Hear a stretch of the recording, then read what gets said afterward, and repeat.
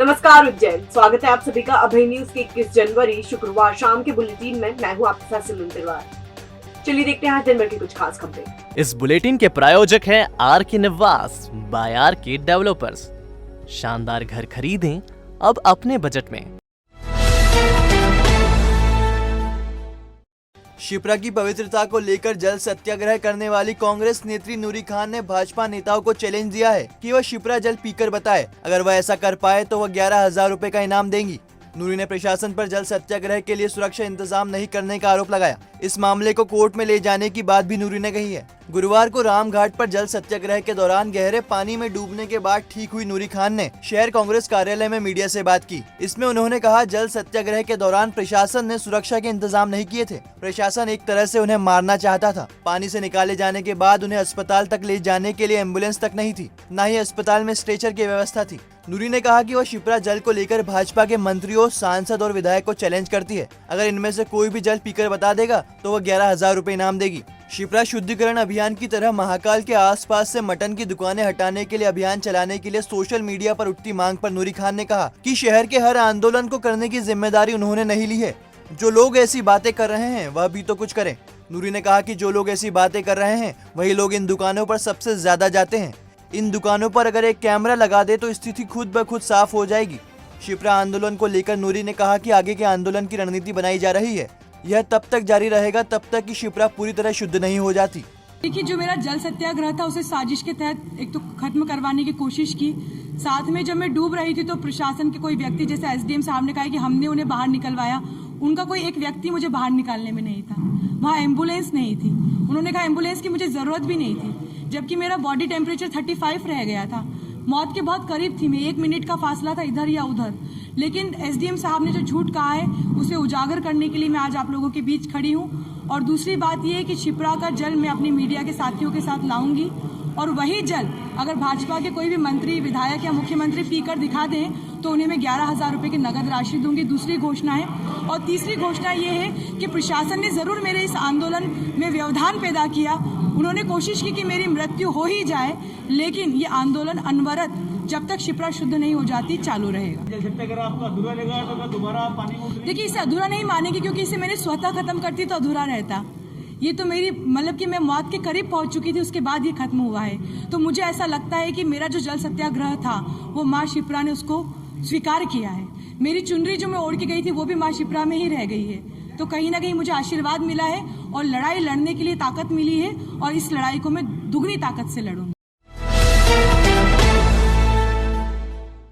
पश्चिम क्षेत्र विद्युत वितरण कंपनी के स्टोर रूम से चोरी हुए मीटरों ने कई सवाल खड़े कर दिए हैं। पहले कंपनी अधिकारियों ने मीटरों की कीमत 26 लाख बताई थी। जांच में यह घटकर 11 लाख रुपए रह गई। मीटर चोरी की कहानी पुलिस के गले नहीं उतर रही है। हालांकि मामले में अज्ञात चोरों के खिलाफ चोरी का प्रकरण दर्ज तो कर लिया है। विद्युत प्रदाय कंपनी के सहायक यंत्री विजय कुमार शर्मा ने माधवनगर थाने में मक्सी रोड स्थित कंपनी के स्टोर से 1717 पुराने मीटर चोरी होने की रिपोर्ट दर्ज कराई है। प्रति मीटर 690 रुपए के मान से इनकी कीमत करीब 11.5 लाख रुपए बताई गई है। स्टोर रूम के रेलवे पटरी की तरफ लगी जाली काटकर मीटर चोरी होने की जानकारी दी है। एई के अनुसार स्टोर रूम में कोई चौकीदार की नियुक्ति नहीं है। 15 दिसंबर को स्टोर रूम में मीटर रखकर ताला लगाया गया था। 12 जनवरी को जब ताला खोला गया तो चोरी की जानकारी लगी। इसके चलते थाने में चोरी का आवेदन दिया गया। माधवनगर थाना पुलिस ने 20 जनवरी को मामले में अज्ञात के खिलाफ प्रकरण दर्ज किया है। चोरी की इस कहानी में कई लूप होल है जो चोरी को संदिग्ध बना रहे हैं।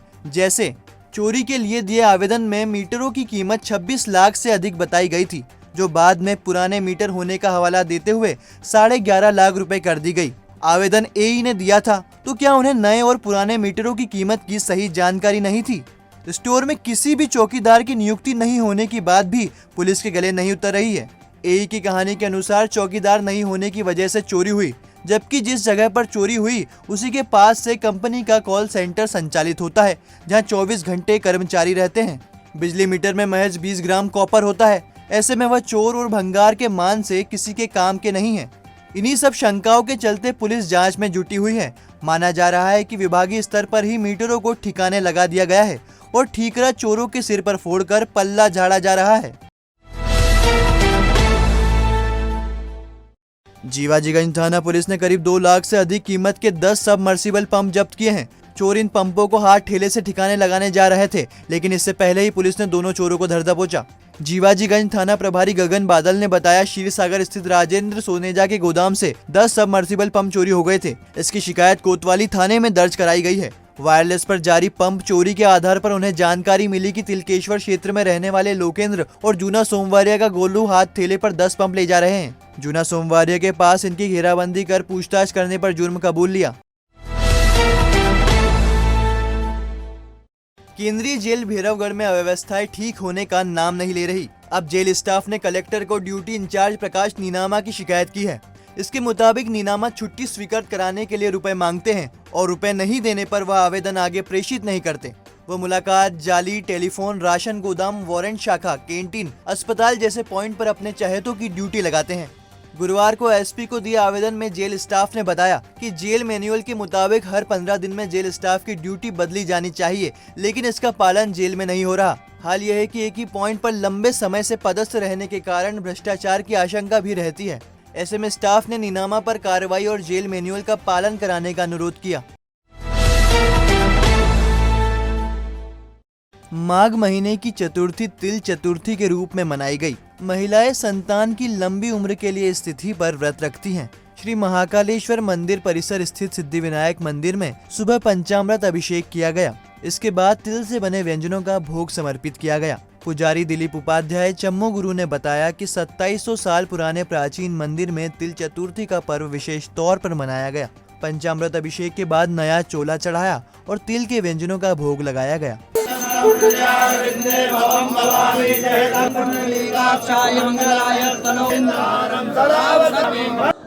आज श्री सिद्धिविनायक मंदिर जो महाकालेश्वर प्रांगण स्थित है, काफ़ी प्राचीन मूर्ति है।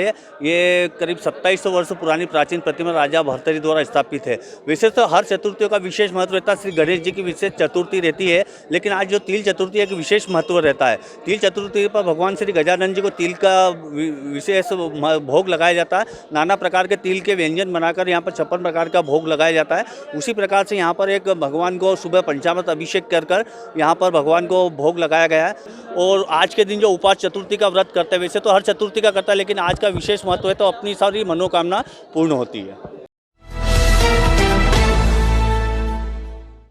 काशी महाकाल एक्सप्रेस में अतिरिक्त कोच लगाए जाएंगे।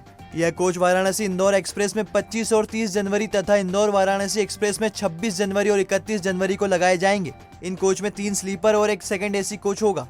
प्रयागराज मंडल में नॉन इंटरलॉकिंग कार्य के चलते 2 ट्रेनें निरस्त रहेगी। 26 जनवरी को अहमदाबाद से चलने वाली अहमदाबाद पटना एक्सप्रेस और 28 जनवरी को पटना से अहमदाबाद के बीच चलने वाली क्लोन एक्सप्रेस निरस्त रहेगी।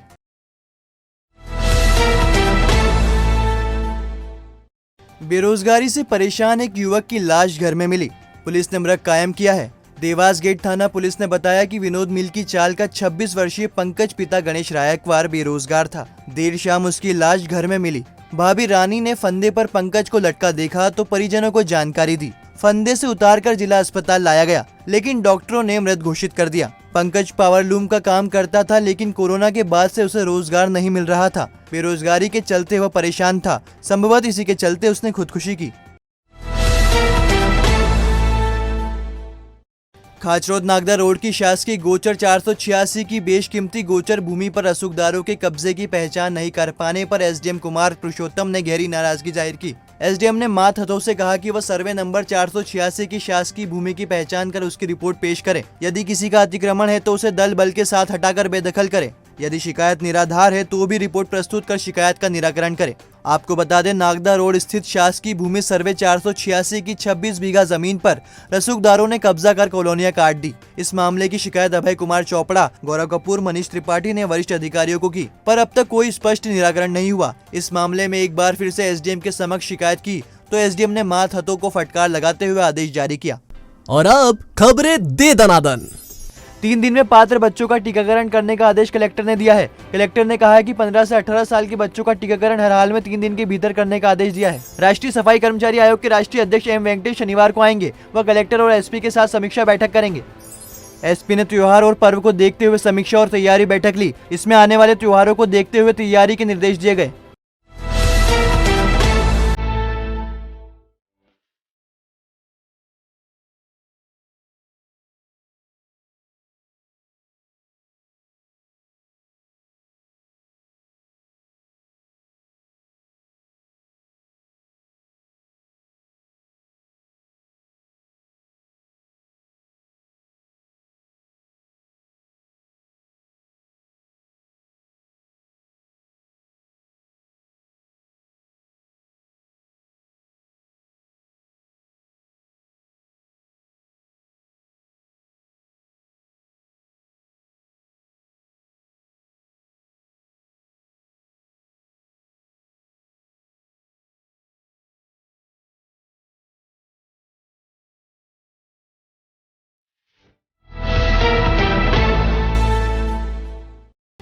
आपने देखा अभय न्यूज का आज का बुलेटिन। अगर खबरों को लेकर आपके पास कोई फीडबैक है तो हमारे कमेंट सेक्शन में या फिर इनबॉक्स में जरूर बताइएगा। कल फिर मिलेंगे इसी समय। नमस्कार।